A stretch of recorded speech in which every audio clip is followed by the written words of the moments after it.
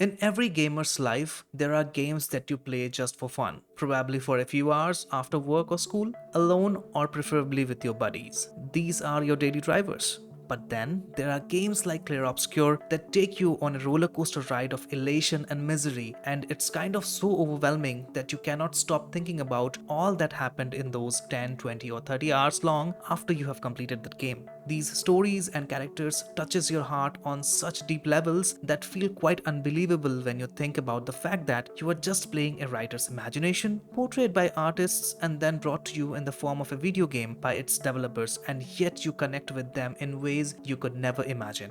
Clair Obscur is not just a video game. It's a story about hope in the face of a terrible adversity that the people of Lumiere faced every single year ever since the fracture happened. The hope that someday they would be able to overcome their foreseeable fate and the courage to continue in their journey, even when at times it felt as if they had lost everything or everyone dear to them.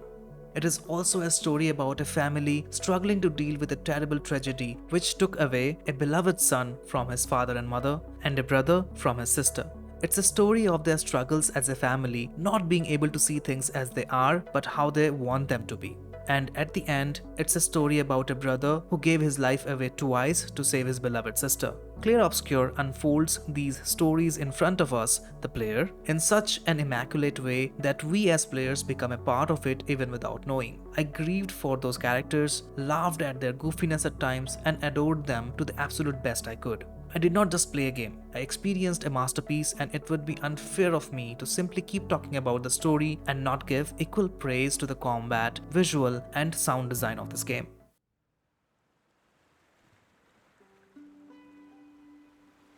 I'll start with combat, and this was the first time in my life I played a turn-based combat game. I am not a fan of the traditional turn-based combat system, and I have avoided playing such games in the past. Although I would still say that I did not find the turn-based combat element of the game enticing, but I made peace with it for the beautiful combat animations, elemental combos, and most importantly, the parry system. The parry system played a major part in keeping me hooked to the combat of this game. The ability to parry enemy attacks and dealing damage to them on their attack felt so amazing that I quickly became addicted to it, and this is something that can only be experienced when you play the game. So no matter how much I try, I don't think I will be able to do justice in explaining it. I hope my fellow expeditioners will agree to what I am trying to imply here. That being said, I would love to hear your impression on the parry system, so do let me know your thoughts in the comments below. If you don't mind, I quickly wanted to take a minute or so to talk about elemental affinities, status effects, pictos, and weapons, which collectively makes the whole system quite interesting. Well, to be honest, the game just throws all of this at you one after another in the early stages, which I understand is required, but I found it to be a bit overwhelming in the beginning. But even though I didn't understand everything, I just tried to read every instruction that popped in the screen and continued on my journey. Somewhere along the way, things started to click in my head just enough to keep me going through the tougher challenges. Although I'll admit, even after finishing the entire game, I'm still not sure if I understood how to properly use pictos and luminas. Elemental affinities play a vital role, as almost all the enemies that you face have weaknesses against one or more elements, and you would want to exploit that. Speaking of elements, there are quite a few. Along with your basic elements like fire, ice, thunder, earth, there are also light and dark elements. Plus you have physical damage as another option. On top of it, your attacks can range all the way from very low to extreme in damage. All these different elements combined with different damage values are available to the player in the form of skills. Each character has their own skill tree, and they can select any 6 skills at a time from their respective skill tree. Skills require AP or MP in general gamer terms, and you generate MP by generally performing basic attacks or by dodging or parrying unless you have selected some specific pictos, which changes the nature of how you gain MP. Did I mention you can free aim and take shots at the start of your character's turn, but those shots cost MP. So if you spend all your MP on taking free shots, which you will have to take against some enemies, you will only be able to use your basic attack for the turn. If you are getting a bit overwhelmed, then let me help you a bit more. There are 2 types of dodges that you can perform. One is simple dodge, other is jumping. There are 2 types of parry. One is your normal parry, the other is your gradient parry, which is necessary against endgame enemies who perform those type of special gradient attacks. Yes, you can also do gradient attacks, but similar to MP, you will have to build your gradient meter and you can get maximum of 3 gradient points. You will start with one gradient attack at your disposal when the game introduces this skill to you, and later you can learn more by increasing your friendship level with your teammates, except for skill. With her, it's a different kind of friendship. I digress. If you are thinking about playing this game, then listen to this one piece of advice from your beloved expeditioner. Learn to parry attacks instead of dodging them as much as you can in the early game, because that's where you deal the most damage in late game. This one thing single-handedly carried me through the entire game, because otherwise I did not give a single toss about building my character, and I have no shame in admitting that my stats were terrible. Like me, if you want to avoid searching for videos on YouTube and spending time min-maxing your build, or to not worry about farming XP, then just become Noor from I Parry Everything.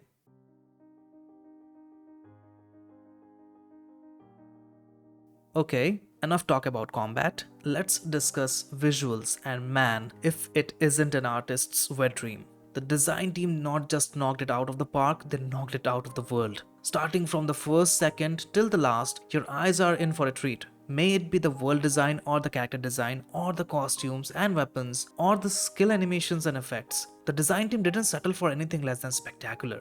Everything in this game was designed meticulously, and you can feel the love and care that has been poured into this game by its developers. The story alone was good enough to earn enough praise for this game, but the developers knew they had something very special in their hands, and I'm really glad that they didn't compromise on any aspect of this game, especially the visuals. Also, let's give it up for the optimization of this game, because although being an Unreal Engine 5 game and despite having such vivid and spectacular looking visuals, the game ran buttery smooth. Not a single crash or stutter in my entire 30 plus hours of gameplay. Also, the fact that they gave so much effort in making so many different enemy types in this game, and they all play, look and feel different from one another, blows my mind. Also, the playable characters in your team have distinct body language. They walk, talk and behave very differently from one another, as it should be. But lately I haven't seen many games paying attention to these kind of details, so when I do see such things, it makes me really happy.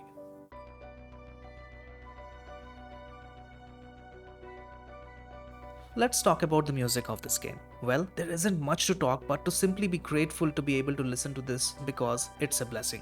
This is by far hands down one of the best music I have ever listened in a video game.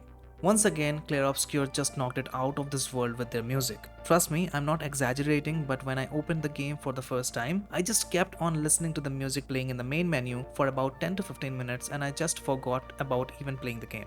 I already have the complete album saved in my music library, and as I am writing the script, I have the music playing in the background. But I'll be honest, it's very difficult to work while playing music from this album. Having just finished the game, whenever I'm listening to the music, I just get reminded of the memories that I have with my buddies back in Lumiere, and as I get lost in my thoughts, a smile comes onto my face and my hands stop working. You may ask, why not go back and play? Well, I made a choice at the end of my journey to save someone very precious, and to preserve that choice, I will not play the game again. I'm not going for any game plus, because to me that defeats the whole purpose of making that sacrifice. You can laugh as much as you want, but that's my genuine reason for not playing the game.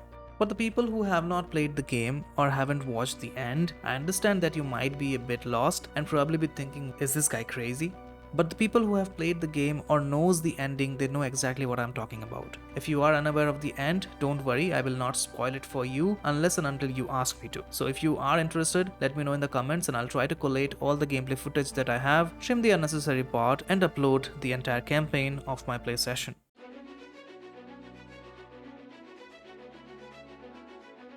Let's not beat around the bush. In my humble opinion, Clair Obscur deserves to be awarded with the Game of the Year for 2025. Whether that will happen or not, only time will tell. One thing that I can guarantee is Clair Obscur has set some new industry standards in certain aspects that other games coming in future will be gauged upon. And if other game companies try to take shortcuts and not deliver on those aspects, people will call them out for sure. In case if you're wondering why I didn't say a single negative thing about this game, is because there wasn't any. Sure, if I have to be an absolute nitpicker, then there are a few texture infringements that I did observe during my gameplay, like the scene in the initial few minutes when Gustav's hand just went through his clothing, or right after a few minutes when he was having a chat with Sophie, his metallic arm was not actually holding the flower, although it was making a gesture of holding the flower. But after playing the entire game, those things felt insignificant to me. There were so many beautiful quotes used in the game, but out of many, I remember two pretty vividly. First one is, see things how they are and not how you want them to be.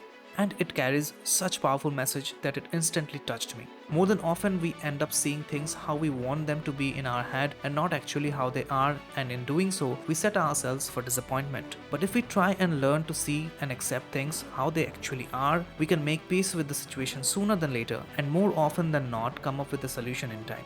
The second one is tomorrow comes, which I interpreted as nothing is constant in life, and even if we are suffering now, tomorrow is still going to come. So we need to keep going and keep working for a better tomorrow no matter what. With that belief, it's time for me to take my leave for today. If you enjoyed the video, please make sure to leave a like on it. It helps me a ton. Also, if you're new to the channel, please consider subscribing. Last but not least, please share your thoughts in the comment section. I would love to read your experience from your expedition and have a chat with you.